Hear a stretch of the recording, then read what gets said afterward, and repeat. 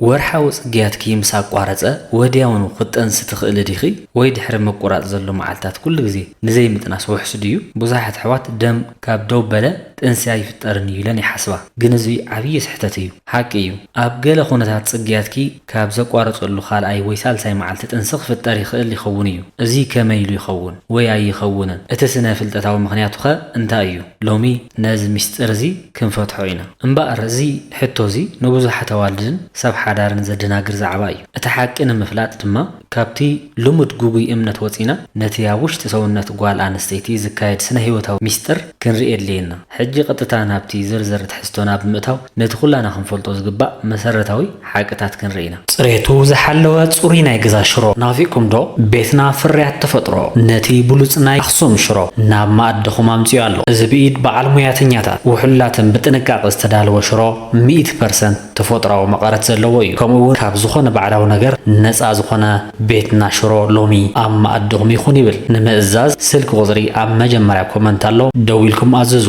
እምበኣር ሎሚ ኣብዚ ቪድዮ ንሪኦ ብዛዕባ እተን ንጥንሲ ዝጥዕማ መዓልታት ወይ ከዓ ፈርታይል ዊንዶው እንብለን ከመይ ጌርና ነዞም መዓልታት ብጥንቃቐ ክንፅብፅቦም ከም እንኽእል፣ ከምኡውን ኣብ ዑደት ዝረኣዩ ምልክታት ብምጥቃም ሰውነትኪ ንምጥናስ ድልው ዝኾነሉ ግዜ ብኸመይ ንጹር መረዳእታ ክትረኽቢ ከም ትኽእሊ፣ ጽግያትኪ ከም ዘቋረፀ ወዲያውኑ ክትጠንሲ ትኽእል ዲኺ ከመይ ንዝብሉን ክንርኢ ኢና። እዚ ፍልጠት እዚ ንጥንሲ ንምፍጣር ይኹን ንምክልኻል ኣዝዩ ወሳኒ መሳርሒ እዩ። እሞ ቅድሚ ናብቲ ዝርዝር ሓሳባት ቀመርን ቅድሚ ምእታውና ነቲ መሰረታዊ ዝኾነ ናይ ደቂ ኣንስትዮ ዑደት ብኸመይ ንርድኦ። እዚ ዑደት እዚ ንመጻኢ ጥዕናኺ ንምድላው ጥንስን እቲ ቀንዲ መፍትሒ ስለ ዝኾነ ነብሲ ወከፍ መድረኽ ብኸመይ ከም ዝሰርሕ ምፍላጥ ወሳኒ እዩ። ስለዚ ነቲ ኣብ ሰውነትኪ ወርሒ መፀ ዝፍጸም ተፈጥሮኣዊ መስርሕ ብዝርዝር ብሓባር እስክንረኣዩ። እዚ ምርዳእ ድማ ካብቲ ልሙድ ጉጉይ እምነት ወፂና ስነ ፍልጠታዊ ብዝኾነ መገዲ ጥዕና ክትከታተልሉ የኽእለኪ። እምበኣር ነዚ ንምፍላጥ እዚ ዑደት እዚ ብኸመይ ይጅመር? እቲ ቀዳማይ ስጉምቲ ዑደትኪ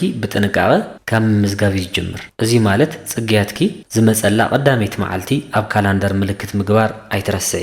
እዚ ኣዝዩ ኣገዳሲ እዩ። እዚ ምዝገባ እዚ ጥራይ ዘይኮነስ ጽግያትኪ ክንደይ መዓልቲ ከም ዝጸንሐን ከመይ ዝበለ ስምዒት ከም ዝነበረክን ምፍላጥ ንመጻኢ ዑደትኪ ንምግማት ዝሕግዝ መሰረት እዩ። ካላንደር ወይ ድማ ብሞባይል ብምጥቃም መዝግቢ። እዚ ነቲ ኦቭሌሽን ወይ ከዓ እንቋቑሖ ጓል ኣንስተይቲ እትወፀሉ ግዜ ብትክክል ንምውሳን ዘኽእል ንጹር ታሪክ ክህልወኪ ይገብር። ካልኣይ ክንፈልጦ ዝግባአና ከዓ ንውሓት ዑደት ምፍላጥ እዩ። ንውሓት ዑደት ጽግያ ክንፈልጦ ዝግባአናን እንተሃለወ ማእኸላይ ዑደት 28 መዓልቲ እዩ፣ ግን ካብ 21 ክሳብ 35 መዓልቲ ክኸውን ይኽእል እዩ። እዚ ማእኸለዋይ ማለት እዩ። ስለዚ ካብ 21 ክሳብ 35 ዘሎ ስሩዕን ሓንቲ ጓል ኣንስተይቲ ኣብዚኦም እዋናት እዚኦም ዑደት ክትርኢ ትኽእል እያ ማለት እዩ። እዚ ማለት ኩለን ደቂ ኣንስትዮ ማዕረ ዑደት የብለንን።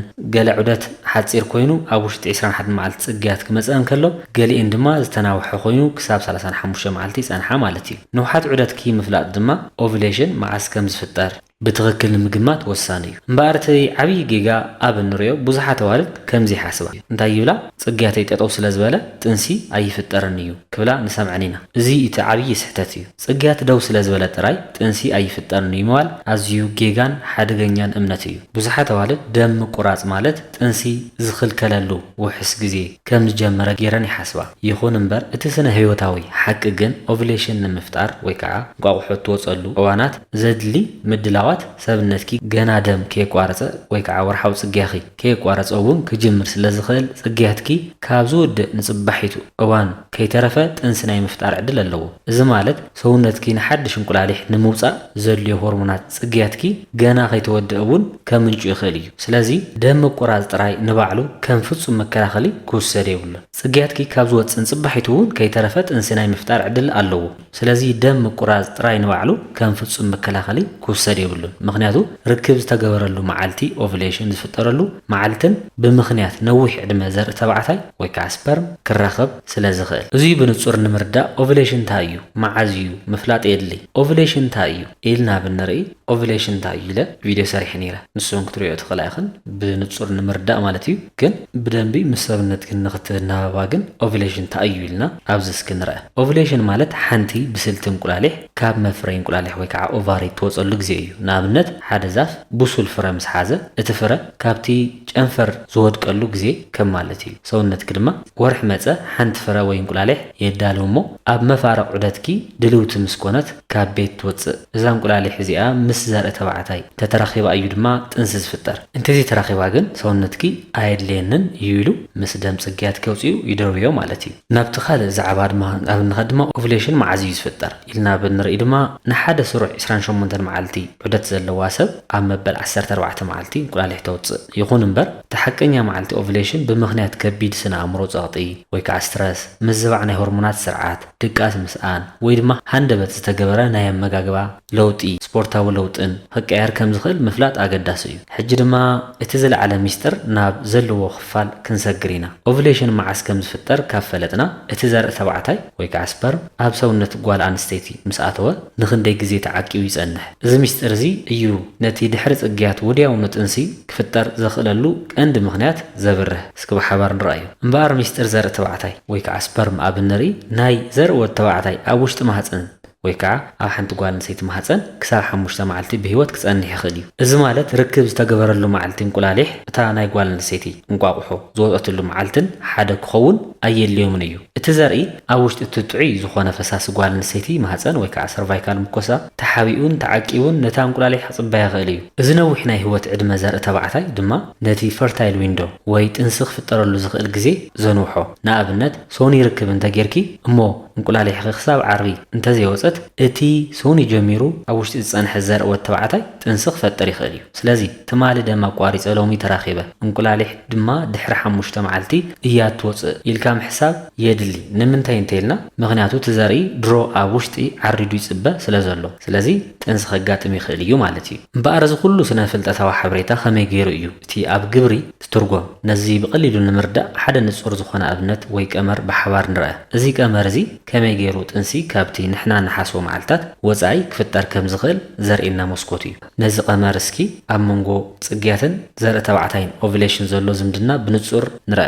ንኣብነት ጽግያትኪ ወይ ከዓ ደም ምፍሳስ ካብ መበል 5 መዓልቲ ኣቋሪጹ ንበል። ብዙሓት ሰባት ደም ስለ ዘቋረፀ ጥራይ ወይ ከዓ ብዙሓት ኣዋልድ ደም ስለ ዘቋረፀ ጥራይ ጥንሳይ ይፍጠርን ኢለን ይሓስባ።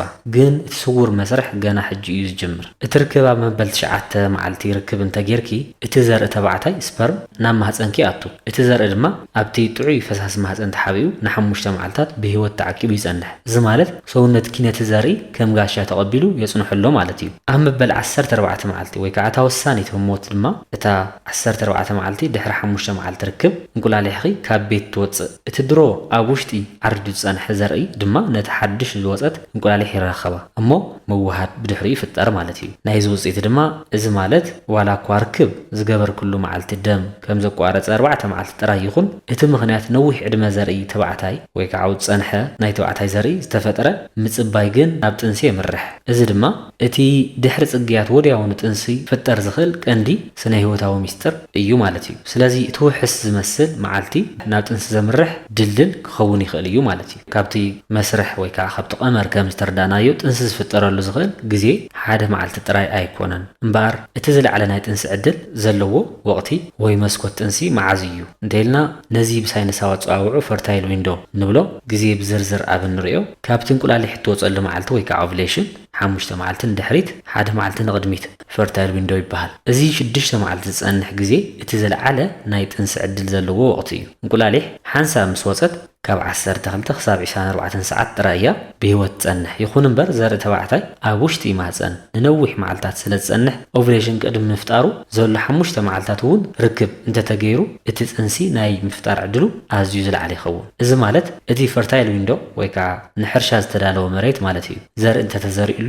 ፍረ ንምርካብ እቲ ዝበለፀ ግዜ እዩ ማለት እዩ። ንኣብነት ሕጂ ሓፂር ዑደት ዘለዎን ደቂ ኣንስትዮ ክህልዋ ይኽእላ። ዑደት ሓፂር ወይ ከዓ ንኣብነት 21 መዓልቲ ዝኾነ ደቂ ኣንስትዮ ኦቭሌሽን ኣዝዩ ቀሪቡ ስለ ዝመጽእ ንኣብነት ኣብ መበል 7 መዓልቲ ጽግያተን ገና ከይወፀ ወይ ምስ ወፀ ወዲያውኑ ተተራኺበን ናይ ምጥናስ ዕድለን ኣዝዩ ልዑል እዩ። እዚ ዝኾነሉ ምኽንያት እቲ ፈርታይል ዊንዶ ምስቲ ናይ ጽግያትኪ መዓልታት ስለ ዝተሓዋወሰ እዩ። ንኣብነት ጽግያትኪ ን6 መዓልታት ዝጸንሕ እንተኾይኑ ኣብ ኦቭሌሽን ድማ ኣብ መበል 7 ወይ 8 መዓልታት ዝፍጠር እንተኾይኑ ርክብ ዝተገበረሉ ግዜ ገና ደም ከይወደአ እውን ክኸውን ይኽእል እዩ። ስለዚ ሓፂር ዑደት ንዘለክን ኣዋልድ ደም ምቁራጽ ከም ፍጹም መከላኸሊ ጥንሲ ክትወስዶ የብልክን እዚ ድማ ካብ ዘይተደለየ ጥንሲ ንምክልኻል ይሕግዝ ስለዚ ሓፂር ዑደትን ዘለክን ደቂ ኣንስትዮ ደም ኣቋሪጹ እዩ ኢልክን ጥራይ ምእማን ሓደገኛ ክኸውን ስለ ዝኽእል ፍሉይ ጥንቃቐ ምልክታት ሰብነትክን ምስትውዓል የድሊ ስለዚ ጠቕልል ብዝበለ ጽግያት ደም ደው ምባል ጥራይ ውሑስ መዓልቲ ከም ዘይኮነ ምርዳእ ኣዝዩ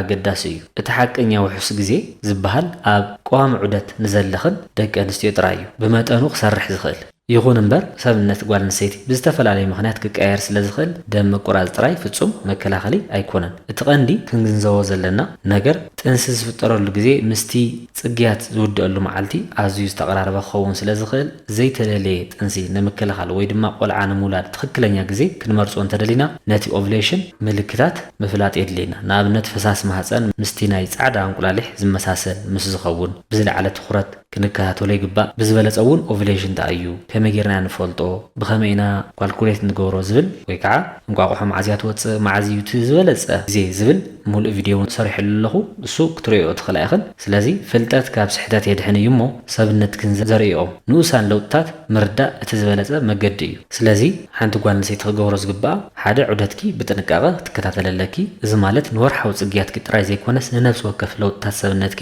ኣብ ካላንደር ወይ ሞባይል ብምምዝጋብ ነቲ ስሩዕ ዝመስልን ዘይስሩዕ ዑደትክን ብንጹር ክትፈልጡ እዮም ይሕግዘኪ እዚ ድማ ነቲ ውሑስ ዝበሃል መዓልታት ካብቲ ሓደገኛ መዓልታት ንምፍላይ መሰረት እዩ ከምኡውን ጥንሲ ንኽትሕዝ ተደሊኹ እውን እዚ ምፍላጥ ምስ ነብስኺ ምንባብ ኣድላይ እዩ ማለት እዩ ካልኣይካ ምልክት ኦቭሌሽን ወይ ከዓ ፈሳሲ ምልዋጥ እስተውዕሊ ኦቭሌሽን ዝፍጠር ግዜ እቲ ካብ ማህፀን ዝወፅእ ፈሳሲ ከም ጻዕዳ እንቁላሊሕ ተመጠጠ ብጫ ከይኮነስ እቲ ጻዕዳ ዝመስል ተመጠጠ ክሰሓብ ዝኽእል ወይ ከዓ ስትሬቺ ከምኡውን መለግለግ ዝብል ክኸውን ይኽእል ነዚ ለውጢ እዚ ብምስትውዓል ሓደ ካብቶም ዝበለፁ ተፈጥራዊ መገድታት ኦቭሌሽን መዓዝ ከም ዝኾነ ንምፍላጥ ክሕብረክ ይኽእል እዩ ሳልሳይ ከዓ ትኽክለኛ ሓበሬታ ንምርካብ ምስ ሓኪም ተማኸሪ ዝኾነ ለውጢ ወይ ጥርጠረ እንዳሃሊኪ ወይ ድማ ንምጥናስ ዘይምጥናስ ንጹር መደብ ክህልወክ እንተደሊኺ ምስ ሰብ በዓል ሞያ ብምዝራብ ውልቃዊ ምኽሪ ምርካብ ወሳኒ እዩ እዚ ድማ ካብ ጉጉይ ሓበሬታ ዘይተደለየ ጭንቀትን የድሕነኪ ብሓፂሩ ጽግያትኪ ምስ ዘቋርጽ ወዲያውኑ ክትጠንሲ ትኽእል ዲኺ ንዝብል ሕቶ መልሲ እዋይ ከኣል እዩ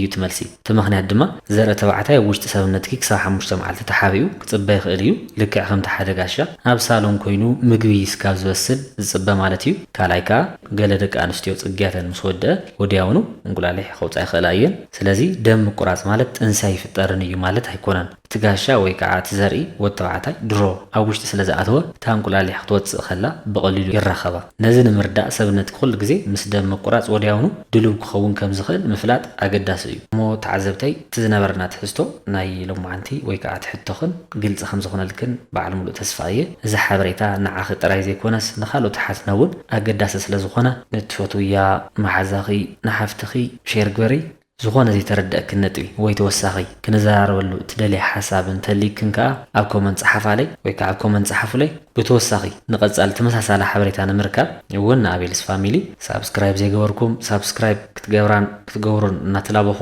ብኻልእ ተመሳሳሊ ትሕዝቶ እስካብ ንራኸብ ኣነ ብዙ ክፍለየኩም ሰናይ ቅነ ጥዕና ይሃበለይ ቻው ቻው